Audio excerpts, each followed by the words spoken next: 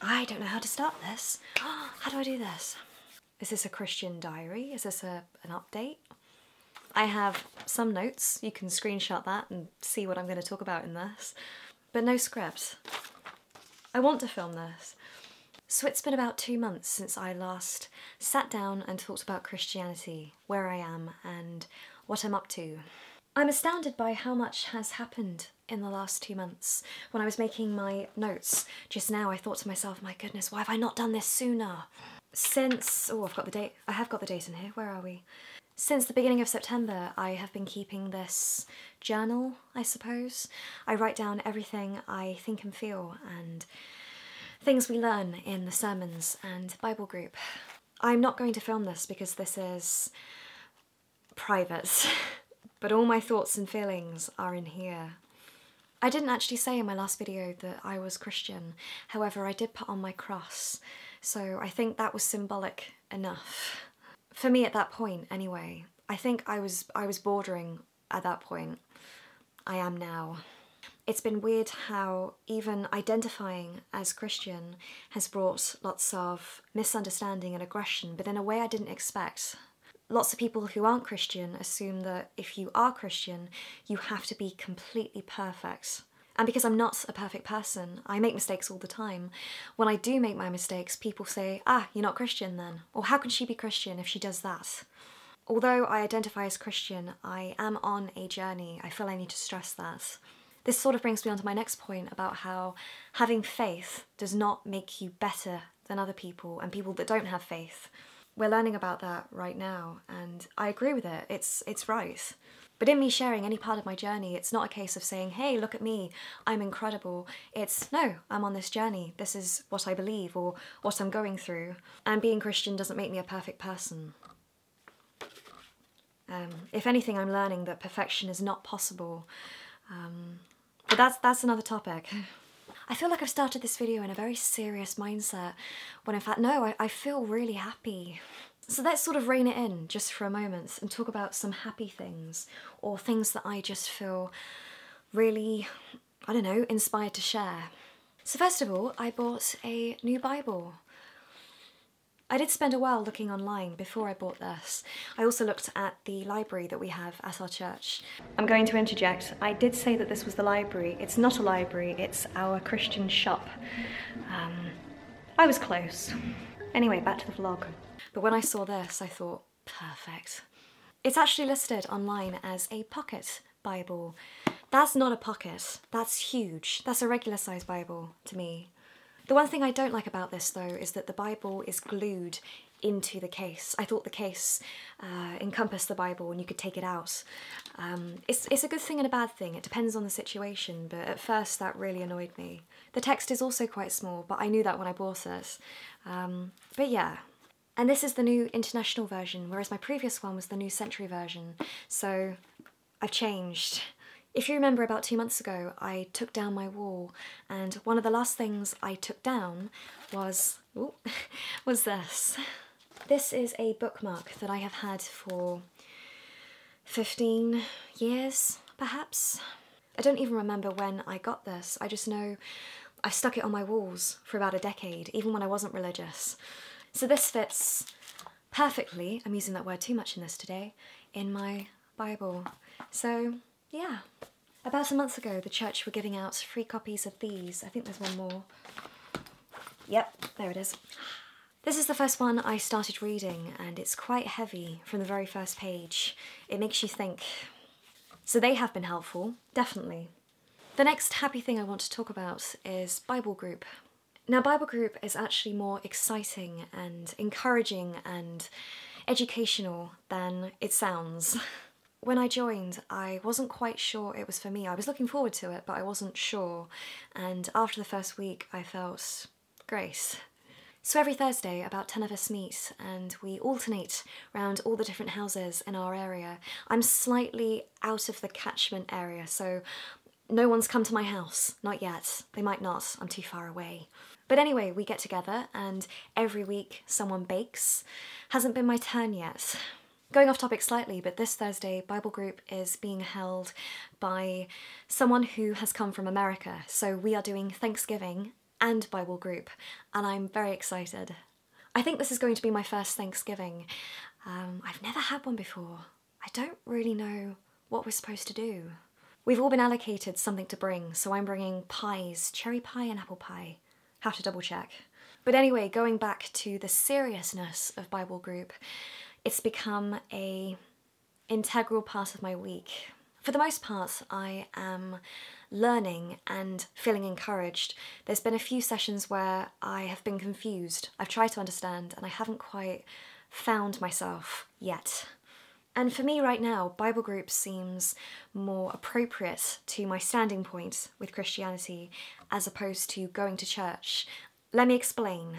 Where I go to church, there are services in the morning and in the evening, and for the most part, we sit as a congregation. We sing, we listen to talks about things that are going on in the community, and then we listen to a sermon. That's the layout. As somebody that is weaving their way back into this tapestry of faith, I am bursting with questions. I just feel like a child trying to understand an adult world. I feel a bit behind. I don't understand things as well as I would like to. So in the sermons sometimes I feel I don't understand the context, and context is so important. What we study at the Bible group on the Thursday, we have learnt in the sermon on the previous Sunday. And in the Bible group, as soon as I have a question, I can ask it.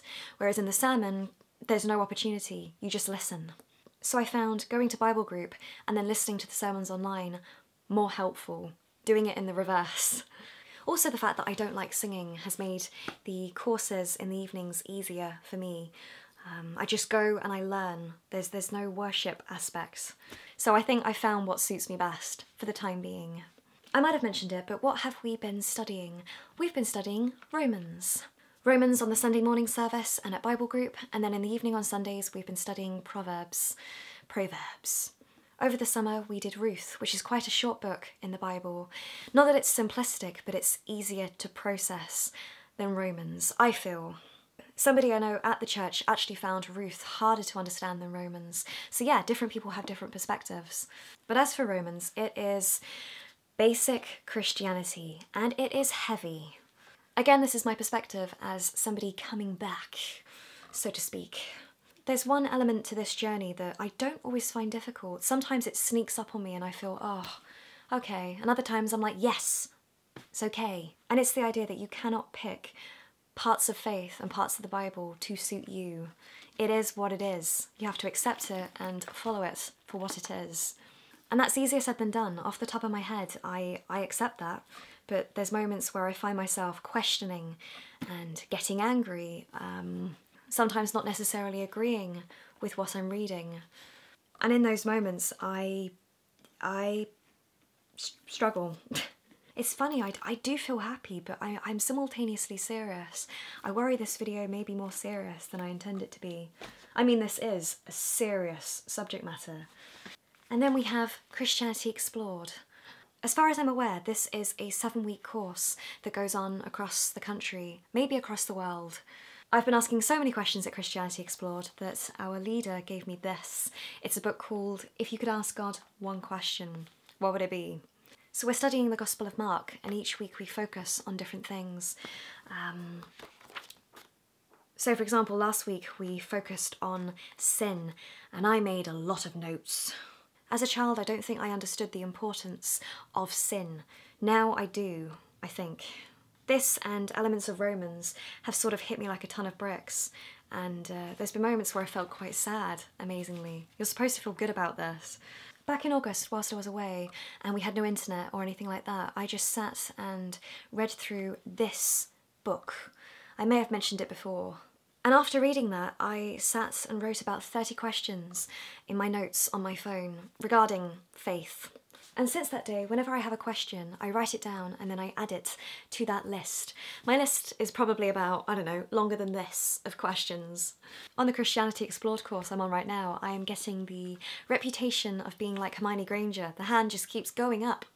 Some of my questions are slowly being answered. Some of them sort of get worse. The power behind them gets more enhanced. And I assume that's a good thing, the fact that my brain is developing more questions. Something else I've learned is that although we have questions, we can't expect them to always be answered. There is somebody that goes to my church that I mentioned in my last video who watches my videos, so hello if you're watching this. And he said something truly eye-opening, I suppose, last week about faith. He said that faith is like a car. When you get in the car, you look at your mirrors, you check the brakes, you check the lights are working, and you drive away. You don't check every single aspect of the car to make sure that it is safe to drive, otherwise you could be there for days. You have the faith when you pull away that that car will get you to your destination safely. And it's the same with faith. You can ask questions, but you can't expect everything to be answered. You have to believe.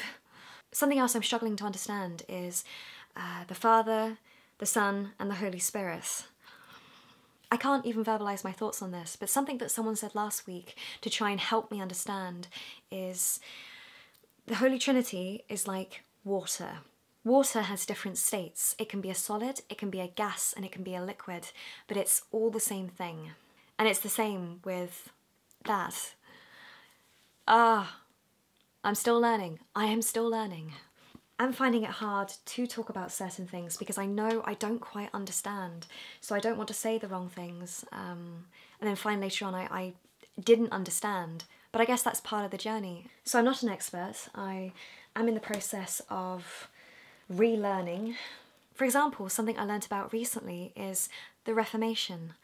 I knew nothing about that and I feel so stupid not knowing. My dad is a history teacher. How did I not know? We have never been taught it at school. It's never come up as a child at church. And this year was the 500th anniversary, so there was even a drama on BBC. I watched that, and that was helpful. My brain is like a sponge right now. I'm just taking so much in. Funny thing is, I've not even been looking at my list. I wrote my notes and I've not looked. But there's so many things that I'm submerging myself into right now. One of my new friends called Hannah introduced me to Christian apps. And that had never occurred to me, that there could be apps for Christianity or any form of faith. So I could do another video on the apps I've been using. Surprisingly, on UK Netflix there are lots of Bible adaptions. There's one series that I found helpful, helping me back towards Christianity, and it's called The Bible. Everything's called The Bible. It doesn't cover everything in the Bible, but it goes through the most important parts to understanding about Jesus at the end. And the budget for the filming goes up when Jesus arrives. But no, I think it's a really good programme. It's really helped make the connections between the different stories. So again, I recommend that. I've been discovering new Christian music, such as Hillsong. Again, I could do a whole video on just the music I found. Maybe I should. Maybe I should start a series. Maybe this is a series. Becca's Adventures in Christianity. Ba-boom, tish. The very last thing I should mention is this. I cannot pronounce the name of this, so I will put that there. That is what this is and what this represents. And I have been wearing this instead of my cross. I don't know how to explain it. I felt uncomfortable wearing my cross. Not that I'm ashamed of Christianity, but that physical cross has been with me through so much. It was like looking at myself in the past, especially as I look the same. So I sort of said to myself, this is a new period, I want to start again. So I bought something new. For me, this feels like the correct thing to wear at this moment in time. I feel joy when I see it, or feel it. Eventually I will buy a cross, but not quite there yet. Overall, I do feel this video has been serious. I know this will be a long video, so thank you if you have watched. Despite how I may have come across, I feel good. I feel okay. For the most part, as I said, there's moments where I fluctuate, but no, I feel good. I feel like as a human being I have grown so much in the last 6 months. This will be the 3rd video I have done, and on the previous 2 there has been some discussion, but it wasn't quite the response I was expecting.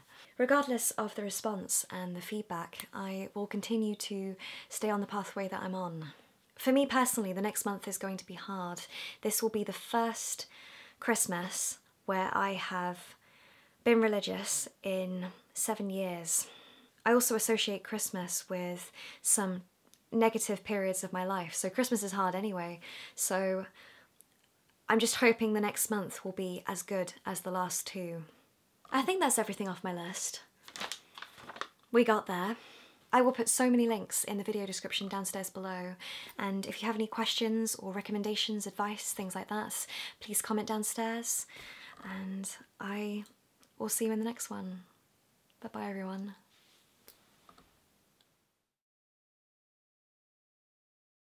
Boo! Hello! I forgot to film an end card at the end of the video. Anyway, I'm here now. There are some links to my previous videos on Christianity and my journey, and some other links for you to check out. And yeah, I think that's it. Bye!